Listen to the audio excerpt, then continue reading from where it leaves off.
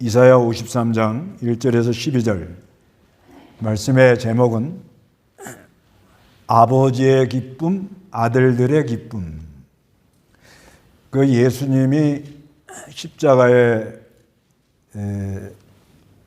달려가지고 고난당하시고 돌아가신 것이 우리 하나님 아버지께서 아주 기뻐 하시고요. 그 다음에 그 아들들은 우리 성도들을 말합니다. 우리 아들들은 성도들을 말하는데 우리 아들들의 기쁨을 회복시켜 주려고 이렇게 고난을 당했고, 또 예수님 자신도요, 그 고난 당하시면서 아주 만족했다 그래요. 오늘 본문에 보면 우리 11절에 보면 그가 자기 영혼에 수고한 것을 보고 만족했다. 만족이라는 게 이렇게 아주 십자가를 놔두고 십자가에 고난을 당하면서도 아주 흡족해 하셨다는, 흐뭇해 하셨다는 그런 표현입니다. 그래서 먼저는 예수님의 고난에 대해서 1절 한번 읽어보시기 바랍니다. 우리가 정한 것을 누가 믿었느냐? 여호와의 팔이 누구에게 나타나느냐? 그는 주님 앞에서 연한 숲같이 마른 땅에 뿌리같이 자라서 고운 모양도 없고 품체도 없으며 우리가 보기에 흠모할 만한 아름다운 것이 없다. 그는 멸시를 당하고 사람들에게 버림받았으며 슬픔을 많이 맛보고 병고를 앓는 사람이다. 마치 사람들이 예면하는 자같이 그가 멸시를 당하였고 우리도 그를 귀하게 여기지 아니하였다. 예수님께서 배척을 당했다는 거예요. 배척. 예수님은 외모로 보잘것도 없고 내놓을 것도 없고, 그리고 사람들에게 멸시를 당하고요, 병고를 앓는 사람이고, 또 우리도 그를 귀하게 여기지 아니했다 이렇게 말씀합니다. 그리고 4절에서 6절 읽어보시기 바랍니다. 참으로 그는 우리의 병고를 지고 우리의 슬픔을 당하였으나 우리는 그가 징벌을 받고 하나님께 맞으며 고난을 당한다고 생각하였다. 그가 찔린 것은 우리의 허물 때문이며 그가 상처를 받은 것은 우리의 죄악 때문이다. 그가 징벌을 받음으로 우리가 평안을 누리고 그가 채찍에 맞음으로 우리가 고침을 받았다. 우리는 모두 양같이 방황하여 각기 제 길로 갔으나 여호와께서는 우리 모두의 죄를 그에게 넘겨 씌우셨다. 이거는 예수님께서 우리의 질고와 병고를 대신 짊어지셨다는 것입니다.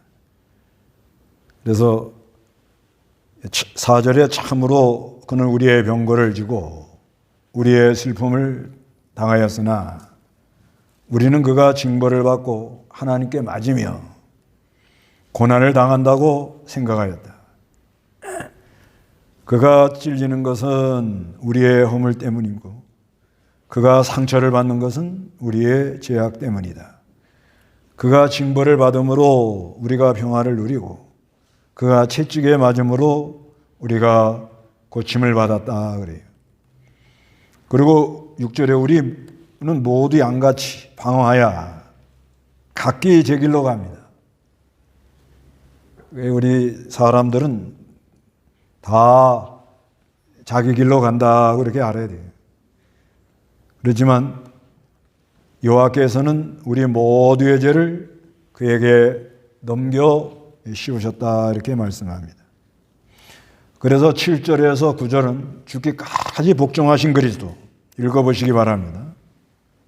그는 짓밟히고 괴롭힘을 당하여도 그 입을 열지 않았으며 도수장으로 끌려가는 어린 양 같고 털 깎는 사람 앞에 양같이 잠잠하여 그 입을 열지 아니하였다. 그가 잡혀가 감금당하고 판결을 받았으니 그 세대 중에 누가 생각하기를 그가 산자의 땅에서 끊어지면 마땅히 형벌받을 내 백성의 죄악 때문이라 하였겠느냐. 그는 폭력을 행한 적이 없으며 그 입에 거짓이 없었으나 그의 무덤은 악인들과 함께 있었고 그의 묘실이 부자들과 함께 있었다. 여기 7절에 그는 짓밟히고 괴롭힘을 당하여도 그 입을 열지 않았다 그래요. 그리고 털 깎는 사람 앞에 양같이 잠잠해서 그 입을 열지 아니했다 그럽니다. 그래서 예수님 십자가에서 당하는 고난, 그리고 골고다를 십자가를 지고 올라가시고 채찍에 맞으시고 머리에 가시면류관을 쓰시고 그런 고난을 다 당하면서도 아버지께서 나에게 주시는 잔이다 이렇게 말씀하고, 그리고 입을 열지 않았다. 그리고 도수장에 끌려가는 어린 양, 도살장으로 끌려가는 어린 양같이 덜 깎은 사람 앞에 양같이 잠잠하여 그 입을 열지 아니했다 그래요. 그래서 8절에 그가 잡혀가 감금당하고 판결을 받았으니, 예수님 빌라도 법정에 가가지고 재판을 받았습니다. 그 세대 중에 누가 생각하기를 그가 산 자의 땅에서 끊어짐은 마땅히 형벌을 받을 내 백성의 죄악 때문이다 하였겠느냐. 예수님이 왜 이런 고난을 다 당해야 되느냐? 우리의 죄악 때문에, 우리의 죄악 때문에 이 고난을 다 당했다 이렇게 말씀하는 거예요. 그래서 우리가 이 예수님의 고난하면 뭐 매년 고난 주간을 한 번씩 지내는데, 이 예수님의 고난이 아주 새롭게 와 닿아야 됩니다. 새롭게 이게 그냥 아예 고난 주간이다 그러고 끝나는 게 아니고, 그 예수님이 당한 그 고난으로 내가 남을 입었단 말이에요. 이게 실제로 자기가 그걸 성령의 감동으로 이걸 깨닫고는 아주 감격하는 자리에 들어가야 됩니다. 감격. 예수님이 그렇게 고난을 안 당하면, 우리 죄를 용서 못하면 우리는 지옥 형벌, 이 어마어마한 고통 속에 살아야 돼요. 그런데 우리 예수님이 그 고난 당하는, 십자가에서 당하고 또 매맞고 그 많은 모욕을 당하고 무슨 소리 해도 말씀 안 하고 도살장에 끌려가는 양같이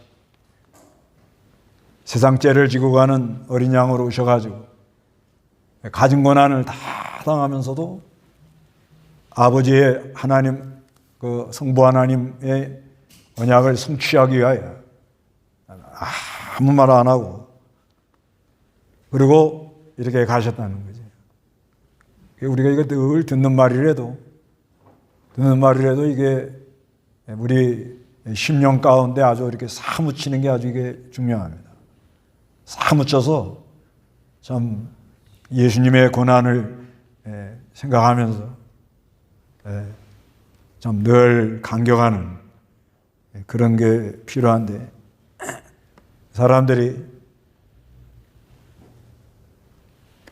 예수님 당한 고난에 대해서 그냥 십자가에 돌아가셨대, 그리고 형식적으로 알고 만다는 거예요. 감동도 약하고 그런 감격, 그런 것도 약한 그런 자리에 있으면 안 되겠다. 그래서 9절에 그는 폭력을 행한 적이 없으며 그 입에는 거짓이 없었으나 그의 무덤은 악인들과 함께 있고요. 그 묘실이 부자들과 함께 있습니다. 아리마대 요셉의 무덤에 이렇게 계셨습니다. 그래서 10절 다 같이 읽어봅니다. 시작. 여호와께서 그가 상처 입는 것을 기뻐하시고 고난을 당하게 하셨으니 그의 영혼을 속건제로 드릴 때에 그가 자손을 볼 것이며 그의 날들이 길일 것이고 또 그 손으로 여호와의 기쁜 뜻을 이룰 것이다. 이렇게 말합니다. 그래서 그 유일한 아들, 독생자, 예수님이 유일한 아들, 그러니까 이 속건제물로 제사를 드릴 아들, 하나밖에 없는 아들, 그 유일한 아들이라는 거예요. 유일한 아들. 그래서 그 아들을 상처 입는 것을 기뻐했다 이렇게 말합니다. 그러니까 그 성부 하나님이 성자 예수 그리스도를 화목 제물로 그걸 십자가에 이렇게 달아서 돌아가시게 하는 것을 아주 기뻐하셨다 이렇게 말씀해요. 이게 실감이 갑니까? 그러면 우리가 이 살아가는 동안에 내가 난 아들의 어떤 어려움을 겪을 때는 어떤 마음이 드러나요? 이게 실제로 한번, 이건 이제 차원이 아예 다르죠. 하나님이 하시는 이 세계하고 우리가 이게 겪는 거하고는 이제 이렇게 비교할 수는 없지만, 그래도 한번 성부 하나님이 성자 하나님을 그 십자가에다 이렇게 달아서 그 자손을 볼 것이라는 건 이건 택한 자들입니다. 우리의 아들들. 유일한 아들을 십자가에 달아서 아들들을 살려내는 그런 말씀이거든요. 그럴 때 그 아들 하나 있는 거, 유일한 아들을 십자가에 달 때, 그런데 아주 기뻐하셨습니다. 어디 여러분 할 수 있어요? 자기가 낳은 아들이 그 고통을 당하고 있는데 그걸 아주 기뻐할 수 있어요?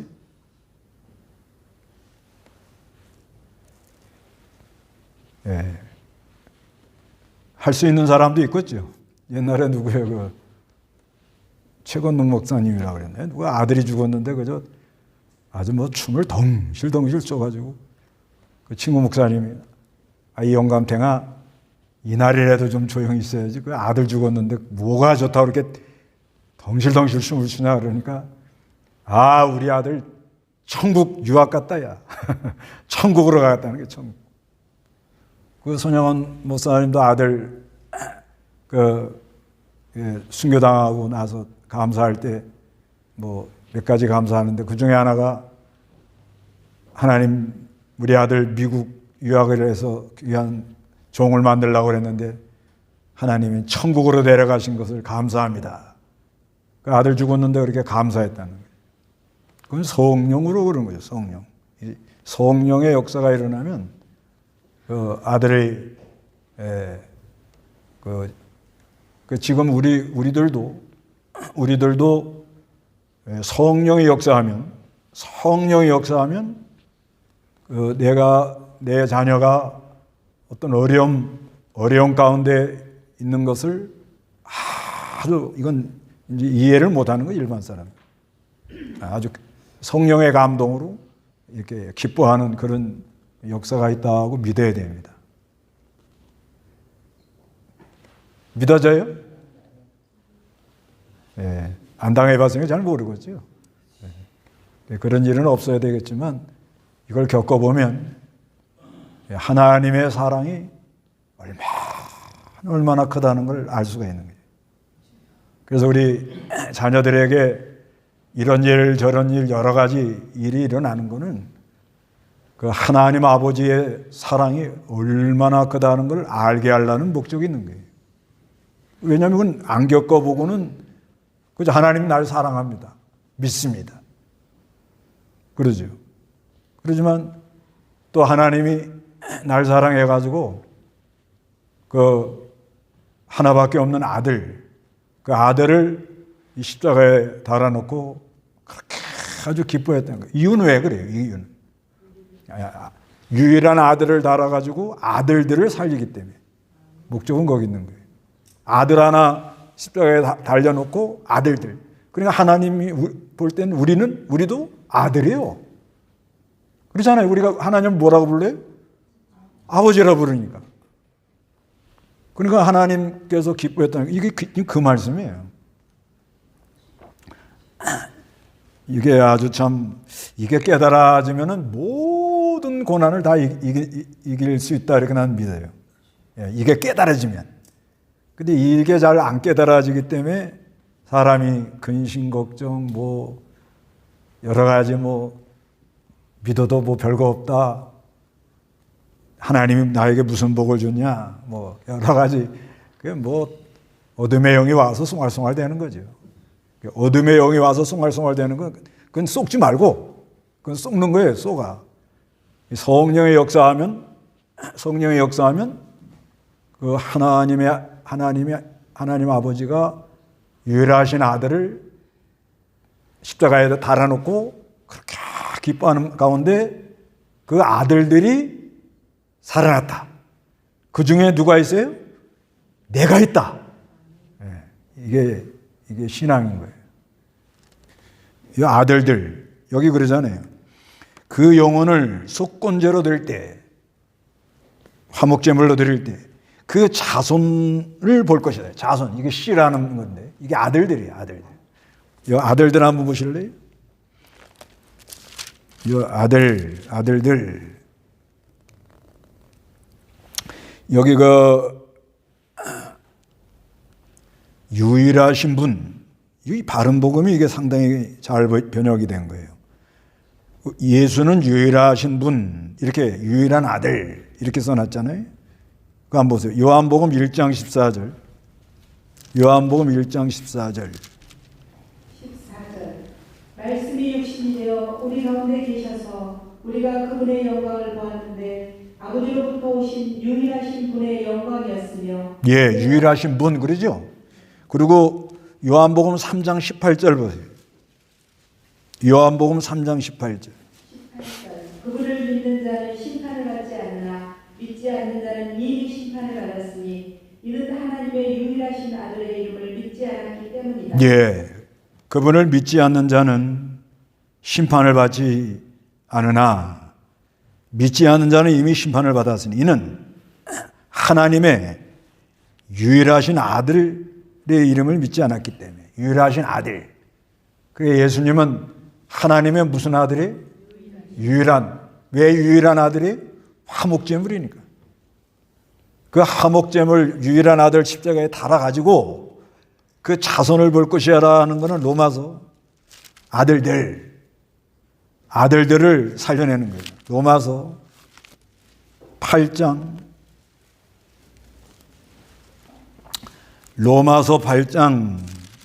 14절. 누구든지 하나님의 영으로 인도함을 받은 자들은 하나님의 아들들이다. 너희는 다시 두려움에 이르게 하는 종의 영을 받지 않고 양자의 영을 받았으므로 그 영으로 아바 아버지라 부르짖는다. 예, 누구든지 하나님의 영으로 인도함을 받은 자들은 하나님의 아들들이다 그러죠. 하나님의 영으로 인도를 받은 자들은 우리 예수 믿는 사람들은 하나님의 뭐예요? 아들들이다 이렇게 말합니다. 아들들. 그리고 너희는 다시 두려움에 이르게 하는 종의 영을 받지 않았고요. 양자 영을 받아요. 두려워하는 사람들은 무슨 영을 받아요? 받은 거예요? 두려워하는 사람은 무슨 영을 받은 거예요? 종의 영. 우리는 그거 받은 사람들이 아니에요. 그거 받은 사람들이 아니고 양자의 영을 받았기 때문에 그 영으로 아버지라고 부르짖는다 그래요. 그러니까 유일한 아들을 십자가에 달아가지고 그 아들들이 다 살아나는 거예요. 그러니까 그렇게 기쁘셨다는 거예요. 그러니까 한 알의 밀알이 땅에 떨어져가지고 많은 열매를 맺도록 이렇게 했다는 거예요. 그래 그렇게 기뻐하셨대. 이 아들들이라는 말이 갈라디아 4장 6절에도 나와요. 아들들. 갈라디아 4장 6절.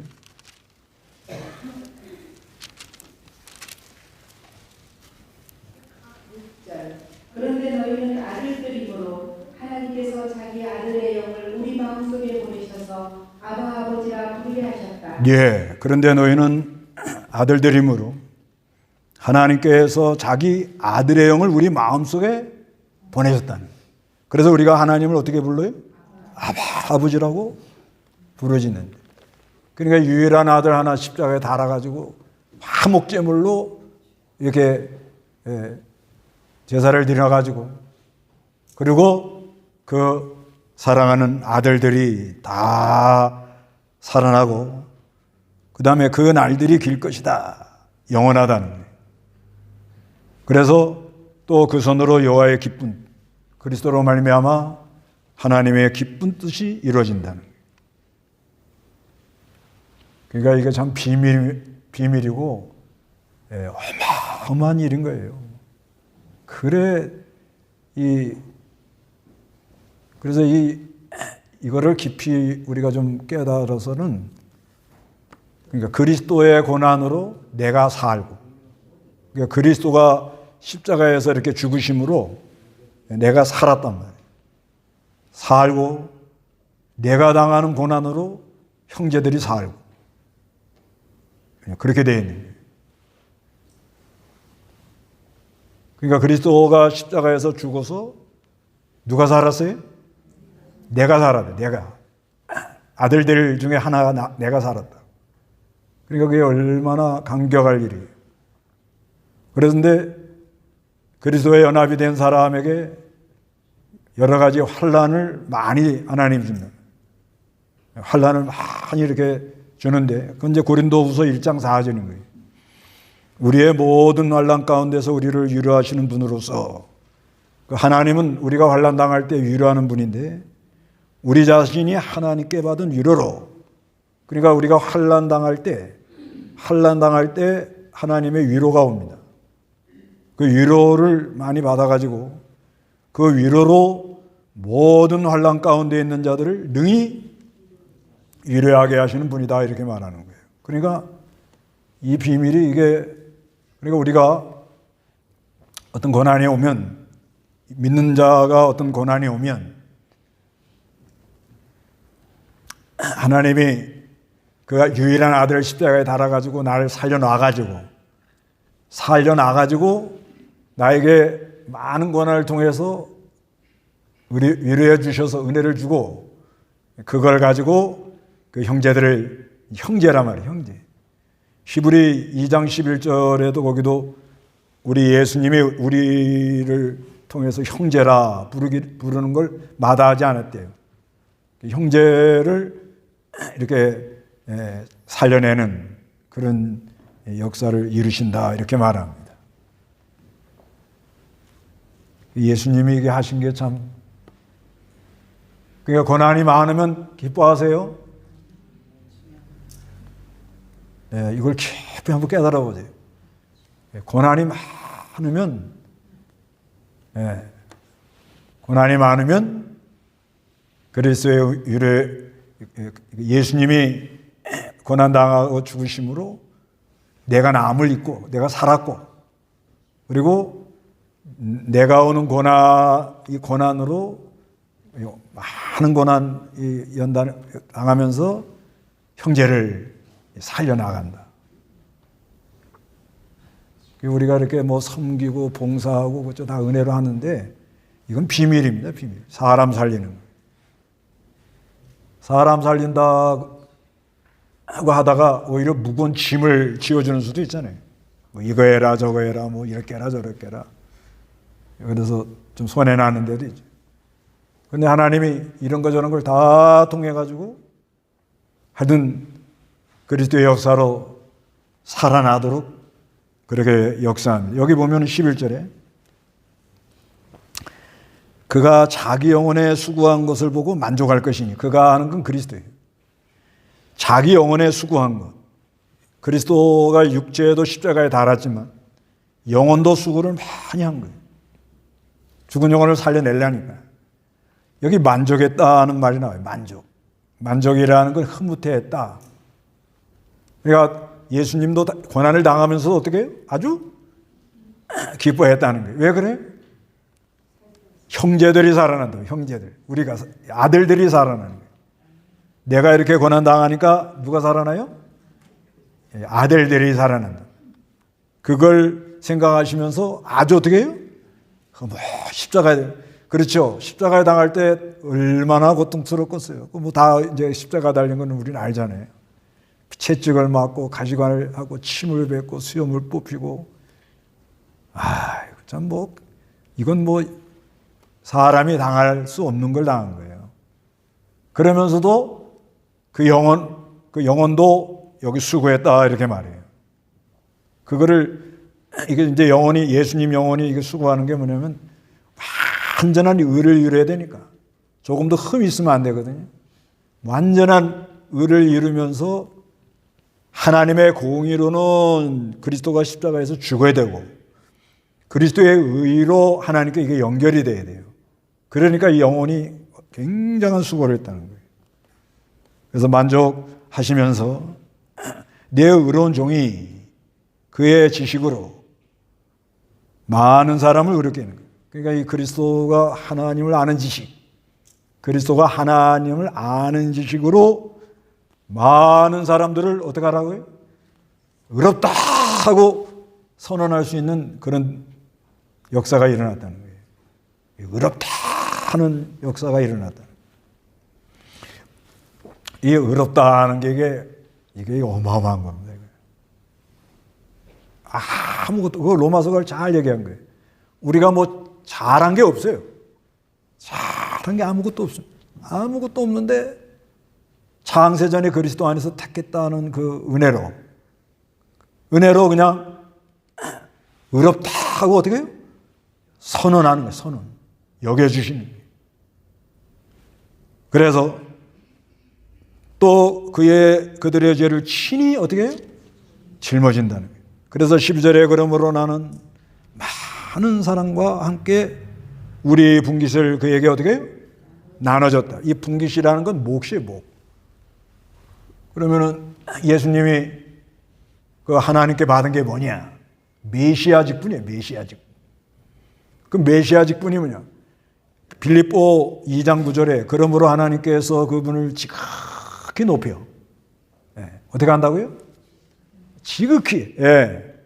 그러니까 예수의 이 자기를 비워 십자가에 달려 죽기까지 복종을 하니까 하나님이 예수를 어떻게 한다고요? 지극히 높여놨다는 거예요.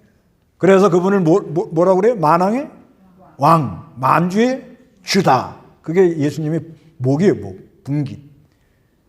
우리는 그걸 믿습니다 하니까 우리에게 역사가 일어나는 거예요. 이게 뭐 어마어마한 거예요. 어마어마한 겁니다, 이게 보니까. 그래서 그가 강한 자와 함께 탈취한 것을 나눈다는 거예요. 이거는 마귀가 우리를 끌고 나가려고 그러잖아요. 그거를 탈취했다. 노량물이는 어디를 끌고 가냐? 이건 하나님의 아들들이다. 손도 못 댔느니라. 요한일서 5장 18절에 그런 거예요. 하나님께로 난 자마다 죄를 짓지 않는데 하나님이 그를 지키심에 누가 지켜요? 하나님이 지킨다는 거예요. 누가 이 사람들을 끌고 나가느냐? 끌고 나갈 수 없다는 거예요. 그래서 그가 자기 영혼을 버려. 아까는 영혼이 수고했지 예수님이요? 여기는 영혼을 어떻게 해요? 버리는 거예요. 십자가에 죽으시면서 죄를 십자가에서 엘리 나마 사막다니 나의 하나님 어찌하여 나를 버리시나이까. 그러면서 그리스도의 의로 하나님께 연결해서 완전한 의를 이루셔가지고 사망에 이르게 하며 범죄자로 취급되었으나 실상은 그가 많은 자들의 죄를 지고 예수님이 범죄자로 취급을 받았어요. 그의 많은 자들의 죄를 지고 범죄자를 위하여 중보하였다. 우리 중보자는 예수. 중보라는 것은 이게 이제 강구하는 거예요, 강구. 그 로마서 8장 34절에 있잖아요. 누가 정죄하겠느냐? 우리가 이 믿는 일 하는데 좀 잘못할 수 있어요. 잘못하면 정죄받아요. 정죄. 네가 그렇게 하면 되겠니? 그렇지만 누가 나를 정죄하겠느냐? 이렇게 믿음으로 나가야 된다는 거예요. 우리를 정죄할 사람이 아무도 없습니다. 그죠? 우리는 잘못한 게 있지만 우리가 지금 누굴 믿어요? 그리스도를 믿는단 말이에요. 그러니까 그리스도의 이 보혈 중보하는 예수님의 그 중간에 기도한단 말이에요. 그래서 죽으실 뿐 아니라 살리심을 받은 신분은 그리스도 예수시다. 그분께서는 하나님의 오른쪽에 계시면서 우리를 위하여 지금도 뭐라고 계세요? 간구하고 있습니다. 우리가 연약해서 잘못 가더라도 이걸 일단 믿어야 돼요. 누가 나를 정죄하겠느냐? 뻔뻔하죠. 그래서 에베소에는 하나님 앞에 나올 때는 당당히 나와라 그렇게 써놓은 거예요. 그런 때는 좀 뻔뻔해도 괜찮아요. 누가 나를 정죄하겠느냐? 좀 내가 잘못을 따지면 이건 뭐 말할 것도 없죠. 잘못 따지면은 뭐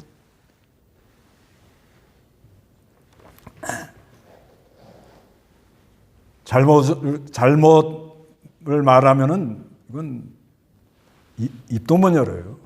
겉으로는 다 괜찮은 것 같지만은 우리가 뭐 이건 좀 말할 수 없는 그런 보이지 않는 속에 안에 죄가 있잖아요.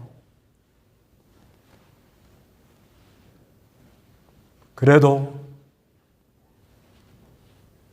하나님 앞에 나아갈 때는 누가 나를 정죄하겠느냐? 왜 그러냐?